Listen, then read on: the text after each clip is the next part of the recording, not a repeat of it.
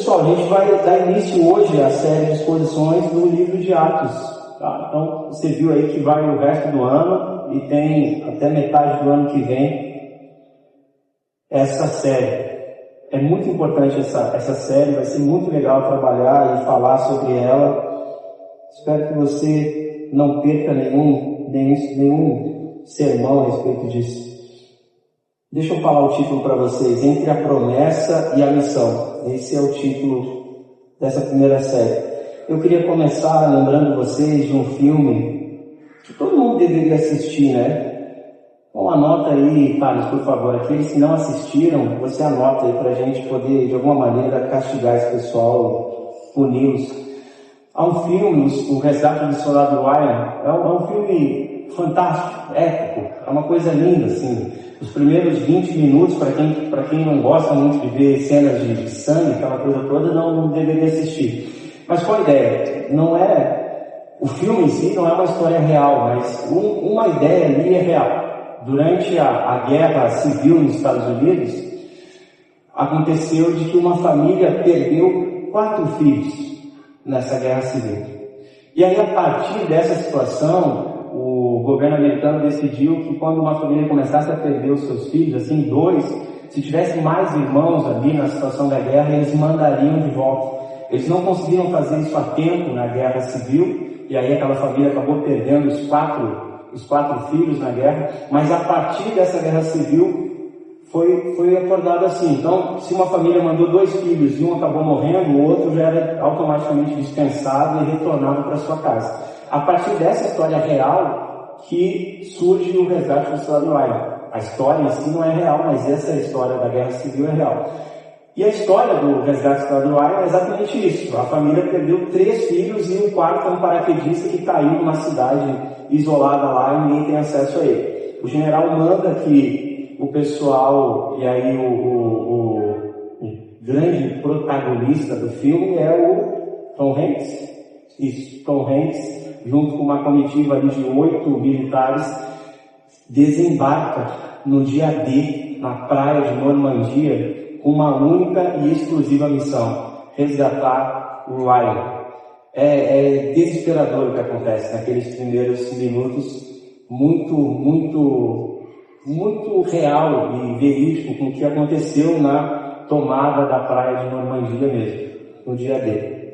Ok, eles embarcam nessa aventura para resgatar o Ryan. Quando eles encontram um soldado, eles falam: agora você tem que ir para casa. E ao longo desse processo, ao longo do filme, tem 2 horas e 40, alguns vão morrendo daquela comitiva que vai em direção ao resgate.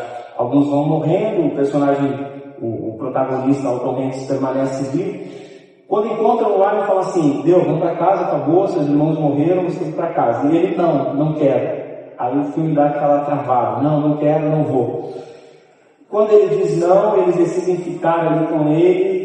A tropa do SS lá, do exército alemão nazista, invade aquela cidade, começa uma enxurrada de tiros, aquela coisa toda. Eles estão quase, as forças estão se esvaindo, está todo mundo machucado, aquela coisa toda. Tom Hanks está escorado numa mureta, assim, sangrando horrores. Perto do fim, eles escutam o som dos aviões.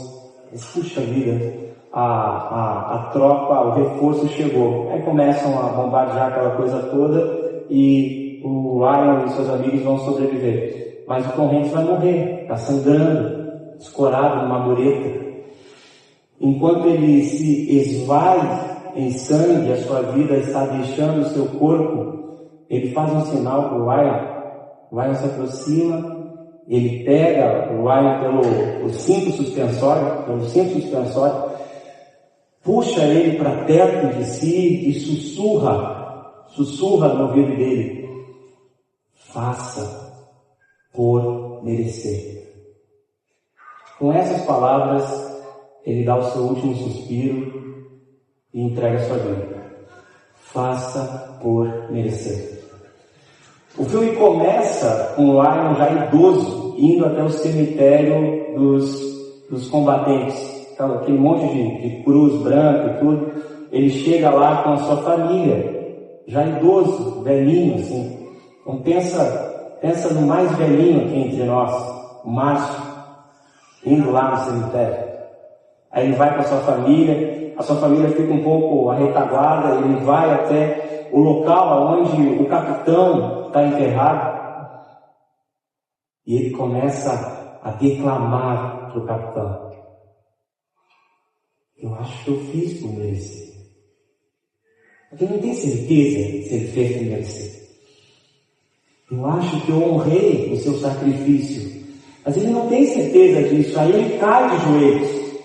Ele cai de joelhos e começa a chorar. Nisso vem a sua família, a sua esposa, os seus filhos, os seus netos, e tentam de uma maneira reerguer ele, assim. E ele chorando, desesperado, já idoso, ele olha para sua mulher e diz assim: diga que eu vivi uma boa vida. Diga que eu fiz por merecer. Aí o filme acaba. E essa cena do filme revela algo profundo. Você imagina alguém entregar a vida por você, e as últimas palavras dessa pessoa é: faça por merecer o meu sacrifício. Faça valer a pena todo o sacrifício que eu estou fazendo por você. E ao final da vida você se deparar com essa equação: eu fiz por merecer? Será que eu fiz valer o sacrifício? Será que eu fiz valer essa situação de descer em Normandia no dia D, passar por tudo aquilo e me trazer de volta para casa e oportunizar que eu tenha mulher, filhos, netos, família? Essa cena ecoa algo que nós, como cristãos, ou até mesmo aqueles que não são cristãos, terão que responder um dia. Será que eu fiz por merecer? Não só o que Jesus fez por nós é uma questão que precisamos tratar, o que é o Evangelho, qual a missão da igreja, mas também como viver a partir do sacrifício que já foi feito. E é a partir dessa pergunta, como devemos viver agora, que eu queria convidar vocês a colocar de pé e ler comigo Atos, capítulo 1, e embarcar nessa aventura. Até o verso 11. Ouça com fé a palavra do Senhor. Escrevi o primeiro livro, ó Teófilo, relatando todas as coisas que Jesus começou a fazer e a ensinar, até o dia em que foi elevado às alturas, depois de haver dado mandamentos por meio do Espírito Santo aos apóstolos que tinha escolhido. Depois de ter padecido, Jesus se apresentou vivo a seus apóstolos, com muitas provas incontestáveis, aparecendo-lhes durante 40 dias e falando das coisas relacionadas com o reino de Deus. E comendo com eles, deu-lhes esta ordem: não se afastem de Jerusalém, mas esperem a promessa do Pai, a qual vocês ouviram de mim. Porque João, na verdade, batizou com água, mas vocês serão batizados com o Espírito Santo dentro de poucos dias. Então os que estavam reunidos com Jesus lhe perguntaram: será este o tempo que o Senhor irá restaurar o reino a Israel? Jesus respondeu: não cabe a vocês conhecer tempos ou épocas que o Pai fixou pela sua própria autoridade, mas vocês receberão poder ao descer sobre vocês o Espírito Santo, e serão minhas testemunhas, tanto em Jerusalém, como em toda a Judéia e Samaria, e até os confins da terra. Depois de ter dito isso, Jesus foi elevado às alturas, à vista deles, e uma nuvem o encobriu dos seus olhos. E estando eles com os olhos fixos no céu, enquanto Jesus subia, eis que 2 homens vestidos de branco se puseram ao lado deles. Eles disseram: homens da Galileia, por que vocês estão olhando para as alturas? Esse Jesus que foi levado do meio de vocês para o céu, virá de modo como vocês o viram subir. Até aqui, meus irmãos, vamos orar por alguns segundos. Bendito Deus e eterno Pai, obrigado pela tua santa e bendita palavra. Estamos diante dela, escrutina os nossos corações, invade a nossa alma e nos revela a tua palavra. Que possamos sair daqui edificados, Pai, conhecendo mais e sabendo como viver a partir de agora. Que as palavras da minha boca e o meditar de todos nós sejam agradáveis a Ti, ó Deus, em nome de Jesus. Amém. Pode sentar, meu irmão. Como devemos viver agora?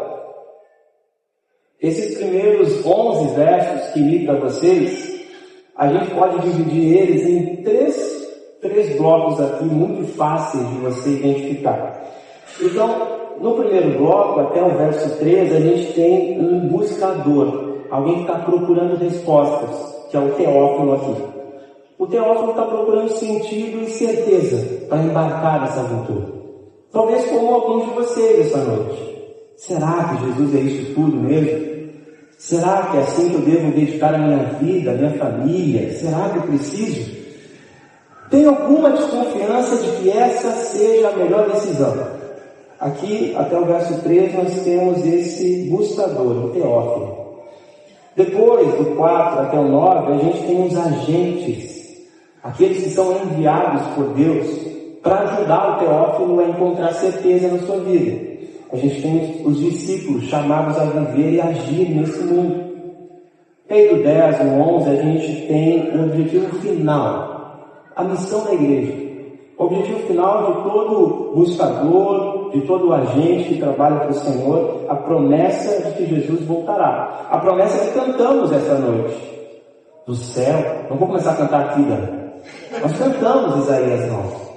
Essa promessa deveria permear todas as nossas relações. Deveria estar em pauta em todas as questões da nossa vida. Ou de maneira simples, é assim que a gente pode dividir esses 11 versos. Um buscador, os agentes que trabalham para o Senhor e a promessa final, o objetivo final. Mas antes de falar da missão da igreja, Lucas aqui nos conduz para a inquietação, para o desconforto de quem ainda busca uma convicção, que é o Teófilo aqui, aquele que está buscando uma certeza. Então perceba o que está acontecendo no livro de Atos. É um livro com 2 volumes, o Evangelho de Lucas e Atos.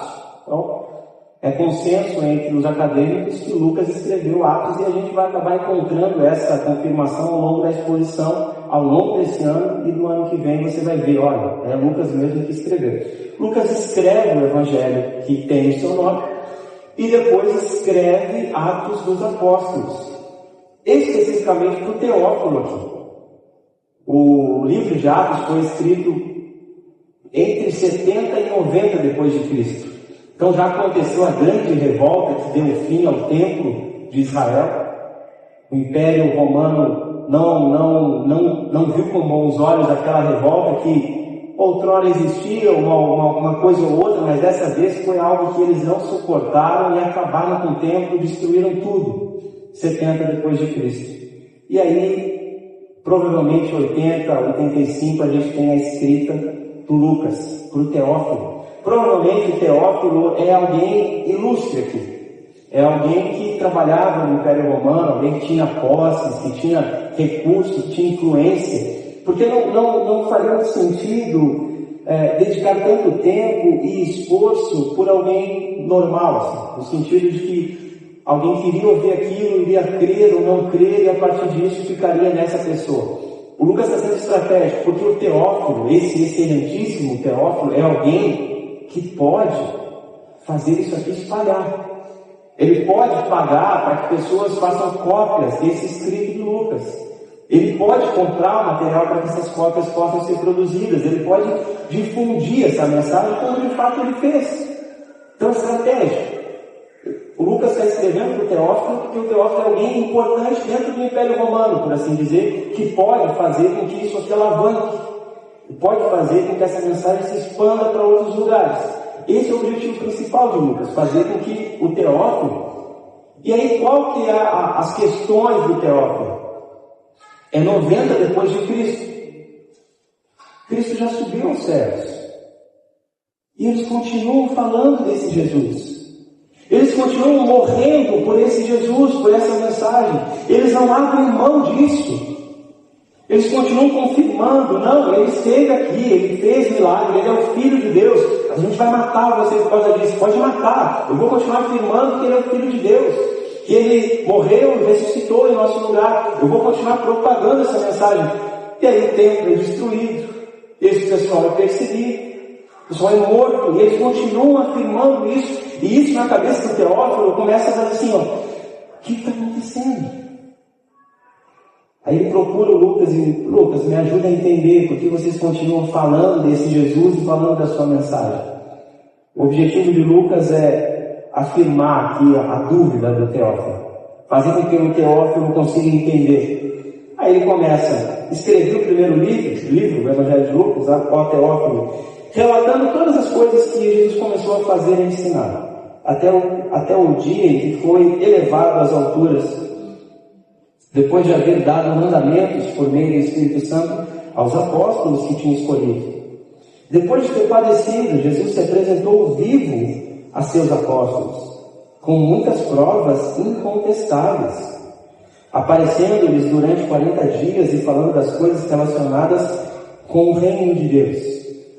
Ele está trazendo essas informações porque no primeiro século isso era importante. A palavra de alguém tinha um valor comprobatório. Então a gente lê os escritos de Platão, Platão viveu mesmo lá porque ele escreveu isso aqui.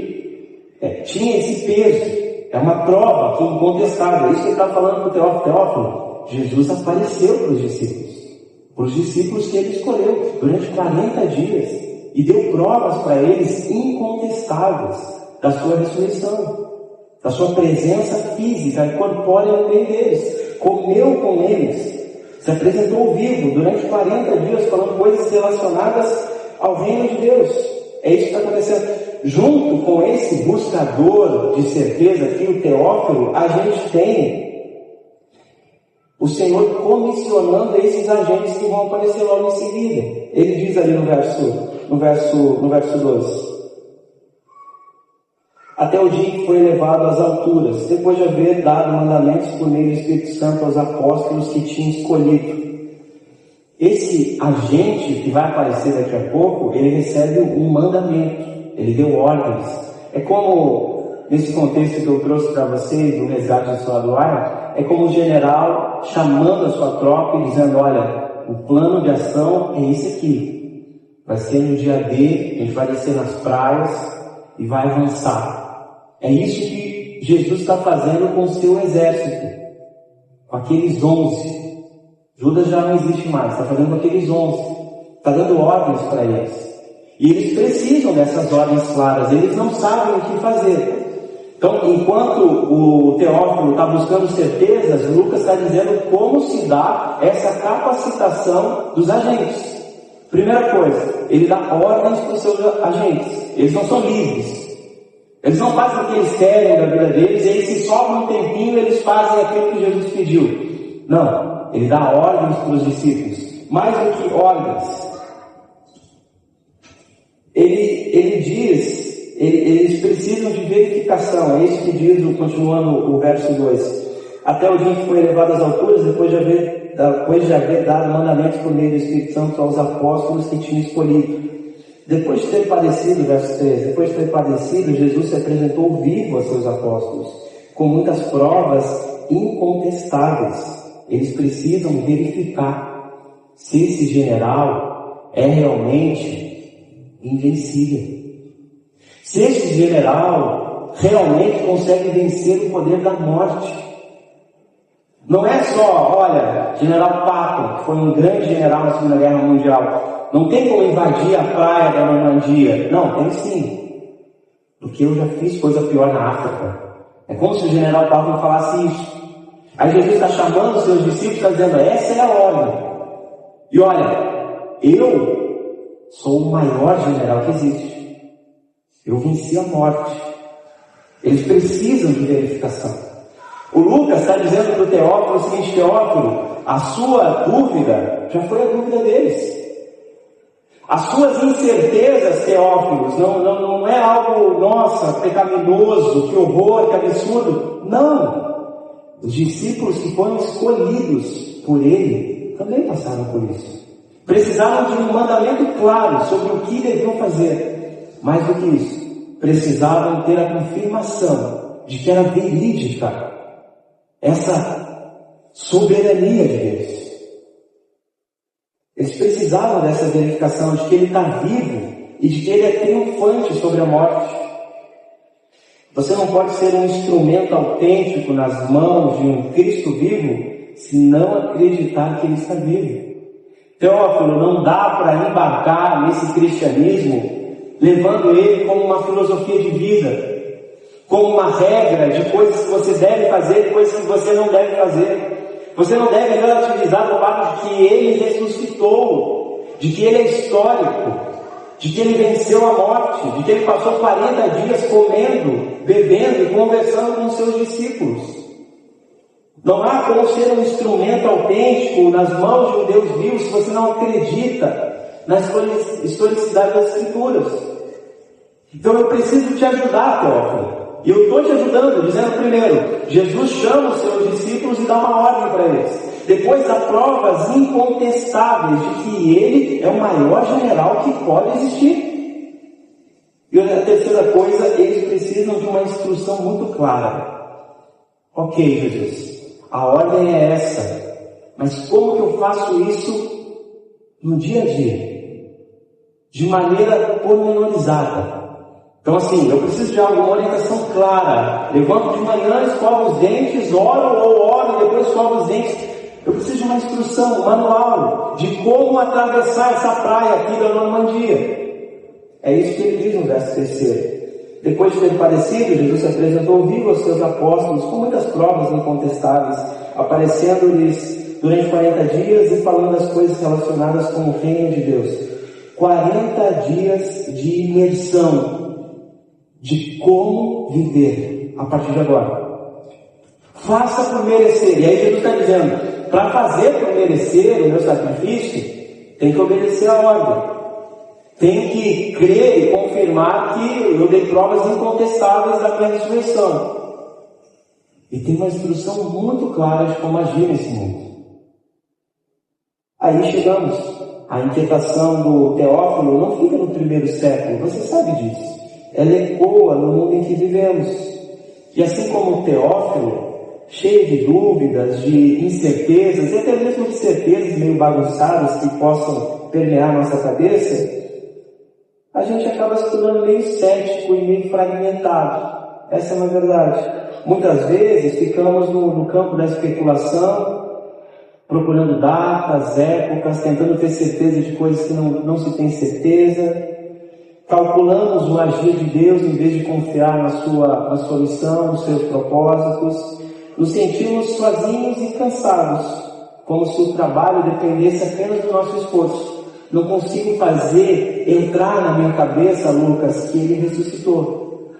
Não consigo fazer entrar na minha cabeça de que Ele é o Filho de Deus, que veio e viveu uma vida que eu não conseguia viver. Não consigo. Não consigo entender porque as coisas não estão dando certo se eu estou tentando caminhar de acordo com a vontade dele. Muitos de nós agimos como Teófilo aqui, paralisados pelo medo, o que nos impede muitas vezes de testemunhar e sair da situação de buscador para agentes do reino. E é justamente nesse ponto de paralisia, de medo, de incerteza, de coisas fragmentadas na nossa vida e na nossa mente, que o Cristo ressuscitado, muda o foco da especulação para a capacitação. É isso que diz o verso 4. Agora a gente começa a ver os agentes de Jesus, aqueles que são chamados para a missão. E comendo com eles, deu-lhes esta ordem: não se afastem de Jerusalém, mas esperem a promessa do Pai, a qual vocês ouviram de mim. Porque João, na verdade, batizou com água, mas vocês serão batizados com o Espírito Santo dentro de poucos dias. Então os que estavam reunidos com Jesus lhe perguntaram: será este tempo em que o Senhor irá restaurar o reino a Israel? Jesus respondeu: não cabe a vocês conhecer tempos ou épocas que o Pai fixou pela sua própria autoridade, mas vocês receberão poder ao descer sobre vocês o Espírito Santo, e serão minhas testemunhas, tanto em Jerusalém, como em toda a Judéia e Samaria e até os confins da terra. Aqui a gente tem a capacitação desses agentes que são separados para o reino de Deus e são enviados como testemunhas. Eles não recebem as datas. Imagina se você tem a oportunidade de fazer uma pergunta para Jesus. Depois dele ressuscitado. Depois dele passar 40 dias dando provas incontestáveis. A gente tem o relato de Jesus falando para Tomé. Tomé, toca aqui nas minhas chagas.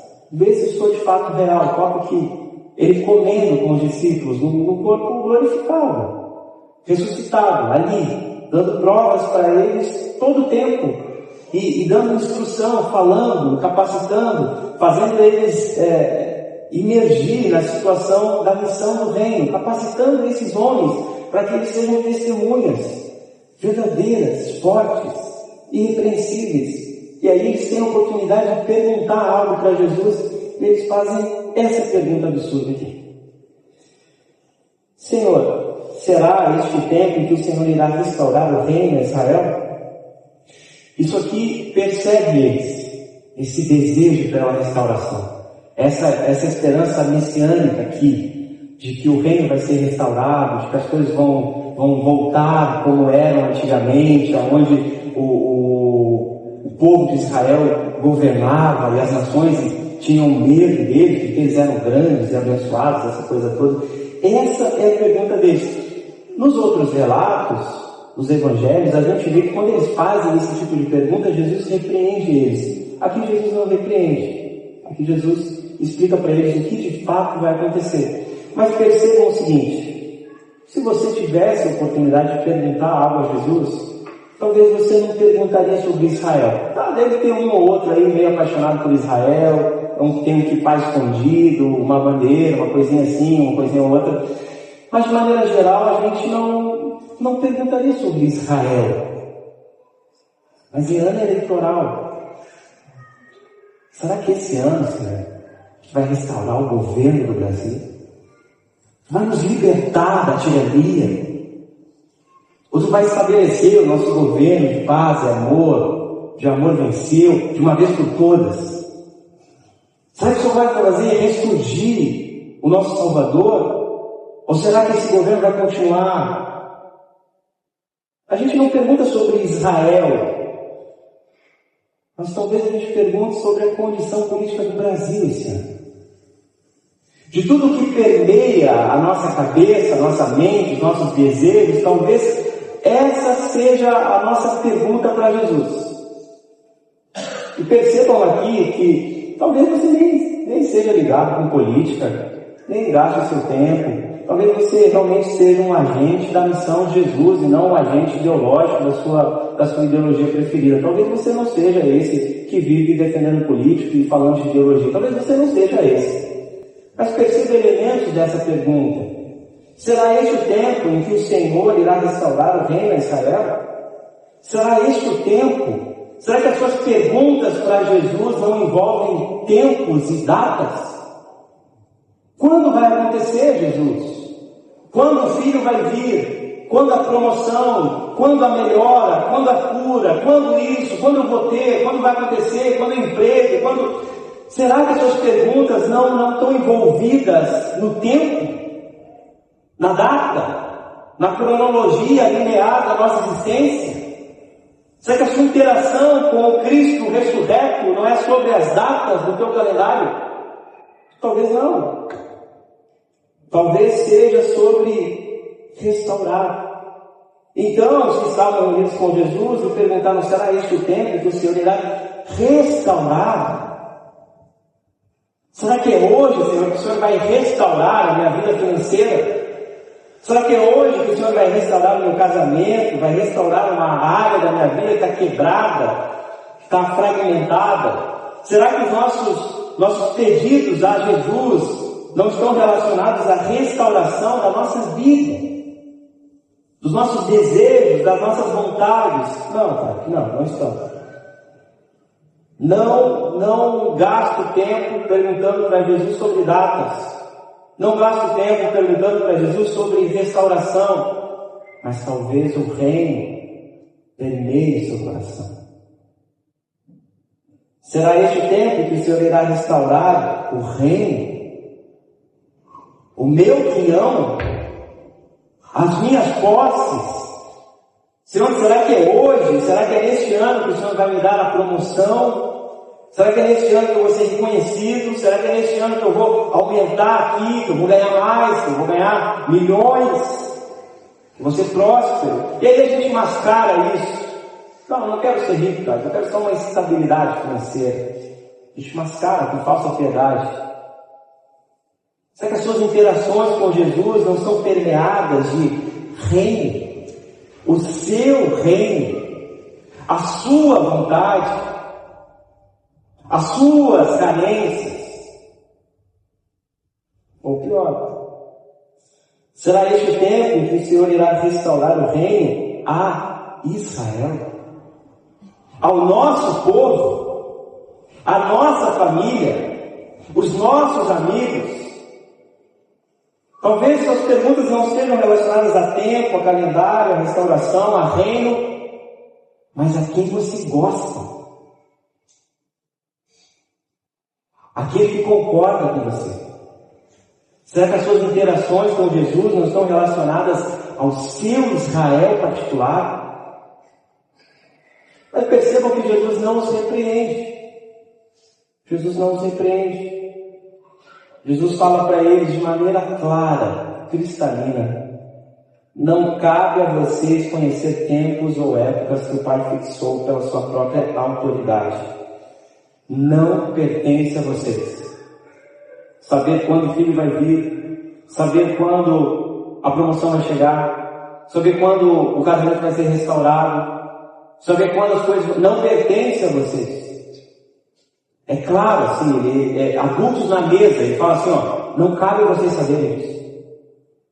Mas a gente foi escolhido por ti.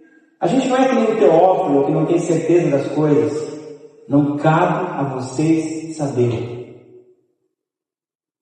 Esses são os agentes de Jesus. Não cabe a vocês saberem. Mas vocês receberão poder ao descer sobre vocês o Espírito Santo.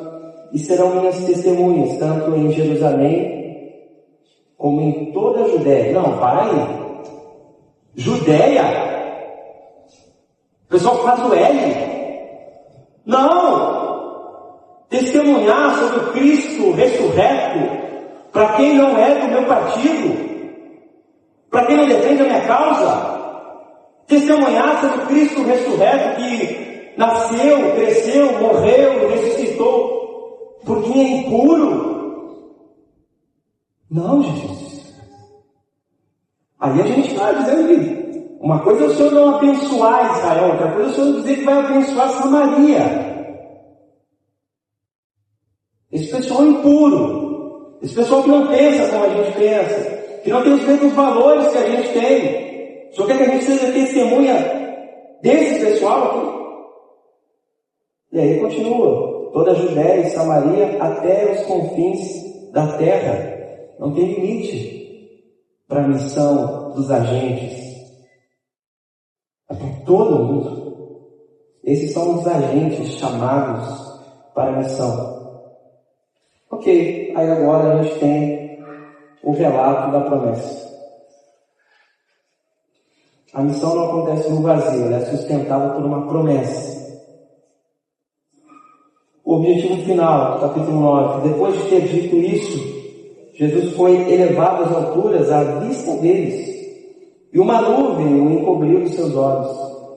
E estando eles com os olhos fixos no céu, enquanto Jesus subia, eis que 2 homens vestidos de branco se puseram ao lado deles. E lhes disseram: homens da Galileia, por que vocês estão olhando para as alturas? Esse Jesus que foi levado do meio de vocês para o céu, virá do modo como vocês deviam subir. Talvez alguma coisa chame a sua atenção aqui. Talvez esses homens vestidos de branco, esses anjos, façam você lembrar de uma coisa. E Lucas quer que você lembre de uma coisa. Lucas quer que você lembre dessa pergunta: por que vocês estão olhando para as alturas? Aí o leitor mais atento vai lembrar: esses homens brancos já apareceram. Já fizeram essa pergunta: por quê? Lucas 24. Lucas 24, verso 5, diz assim: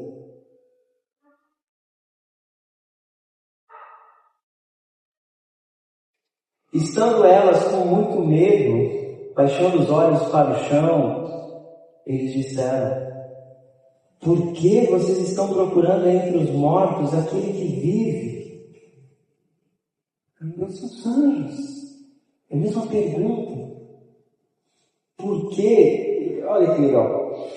Os discípulos ouviram aquilo de Jesus. Tá, ok. O Senhor vai nos dar poder. Não vai nos dar certeza, não vai nos dar data, não vai nos dar um cronograma, mas vai nos dar poder. E fez a gente enxergar agora que o nosso mundinho é maior do que Israel.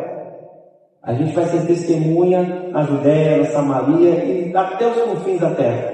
A gente vai embarcar nessa aventura com Jesus, porque Ele vai nos capacitar para isso.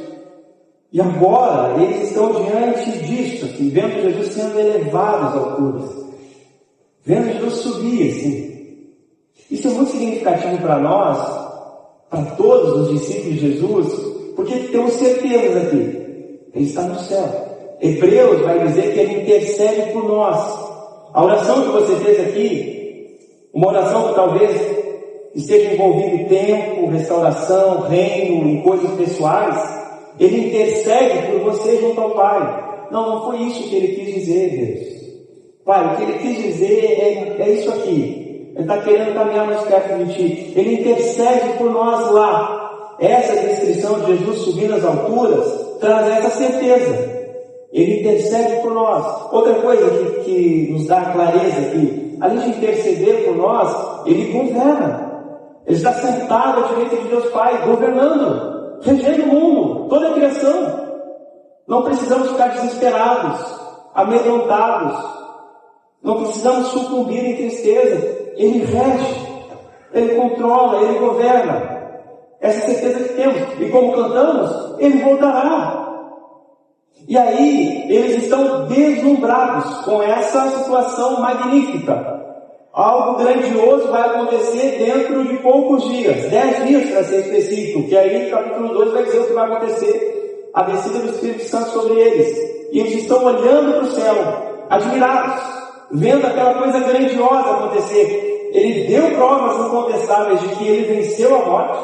Ele nos deu ordem específica, Ele nos deu instrução de como fazer, da onde a gente tem que ir, do próximo até o afastado, começando com os nossos e depois indo avançando até o fim. E agora eles estão olhando para isso, assim, de maneira magnífica, deslumbrando aquilo tudo. Aí chega 2 e... vamos lá? Acabou? Acabou o espetáculo? Vamos, agora é o chão da fábrica agora, vamos trabalhar. Eu lembro de uma situação, eu não sei se eu contei para vocês que eu fui militar, fui sargento do exército. Meu primeiro ano como soldado, fiz uma competição, existia uma competição no quartel de artilharia, do medalha malé, ele que melhor apontava, um blindado. Vocês chamam de tanque de guerra, mas vocês não conhecem as coisas, então por isso que vocês chamam de tanque de guerra. E aí eu ganhei essa competição. Aí eles fazem uma formatura, uma coisa composta, uma coisa linda, 18 anos. Em lugar de destaque, recebendo uma medalha, aí recebi um diploma, e depois um coquetel para os oficiais, para os sargentos, e para o medalha malé, para o soldado, franzinho, de 18 anos. Primeira vez que comi sushi na minha vida, horrível, mas estava lá, comendo sushi. Pomposo, olhando para cima, vendo os meus colegas do meu ano, assim, passando com enxada, com pá, eu comendo um sushi, olhando assim pelo refeitório. Meu Deus, como é bom estar aqui. Aí, o sargento chega no meu ouvido e fala assim: aluno, acorda, pega a enxada e desce lá com teus amigos. Acabou o espetáculo. Acabou a medalha, acabou, agora é a vida real, vai lá fazer a China lá. Eles estão olhando para o céu admirados. Olha aqui, a gente é agente desse Deus maravilhoso. Está subindo ao céu de maneira visível, diante de nós. E nos escolheu. para levar essa missão, para levar essa palavra, esse testemunho. Estão atônitos, olhando para as coisas boas, e dizem, a gente quer ficar aqui para sempre. Mas aí 2 homens, vestidos de branco, vamos acordar, pessoal. Mãos à obra. Os mesmos 2 que quando olham, quando percebem as mulheres olhando para baixo, diante da morte do seu Senhor amado, Jesus, diante do fim da sua esperança redentora, os mesmos 2 homens que dizem para aqueles que estão eufóricos e contagiantes, vamos acordar, vamos trabalhar agora. São os mesmos 2 que dizem para as mulheres que estão cabisbaixas, que estão deprimidas, olhando para o fim da sua esperança, e dizem, por que vocês estão olhando para baixo? Vejam como a vida cristã é dinâmica. Não dá para perder tempo olhando para cima.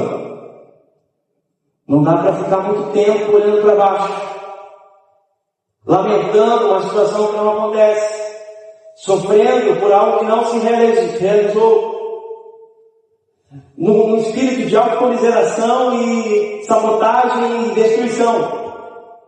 E aí Jesus envia os anjos para dizer, olha, para de olhar para baixo.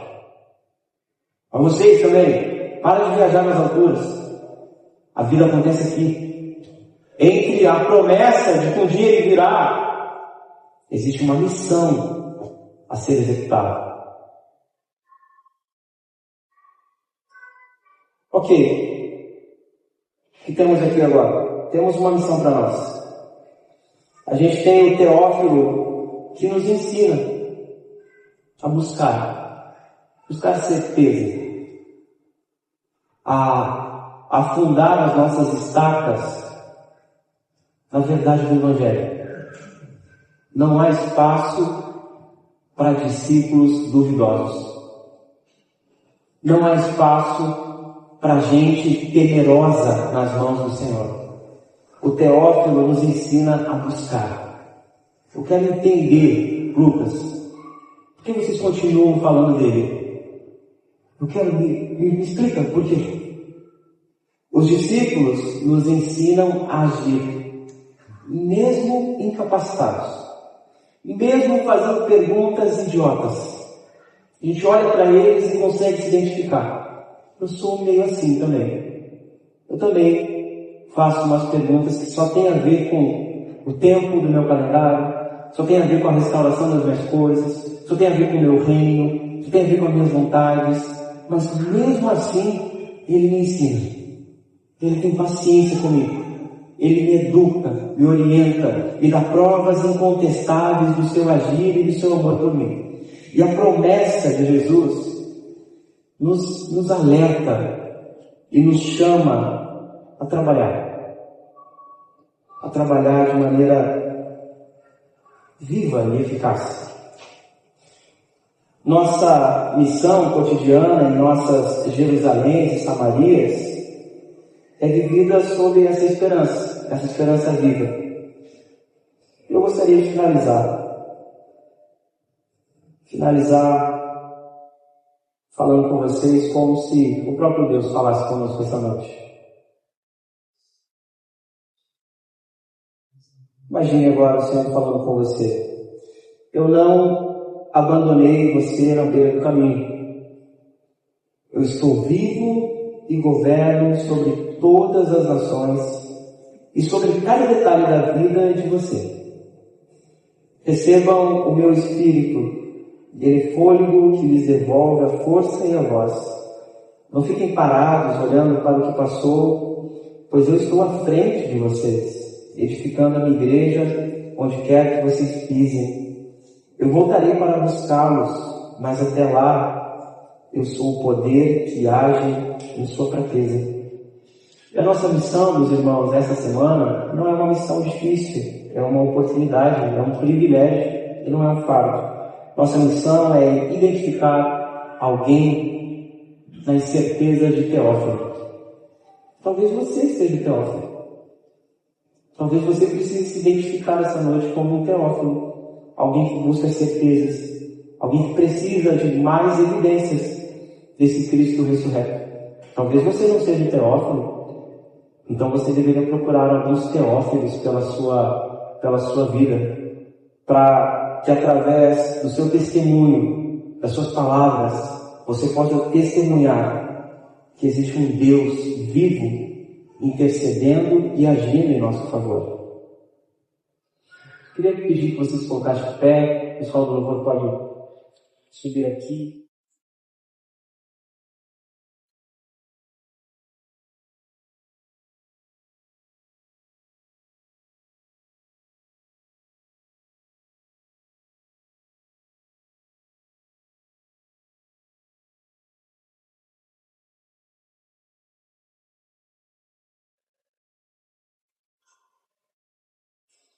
Possamos, meus irmãos, essa semana fazer isso.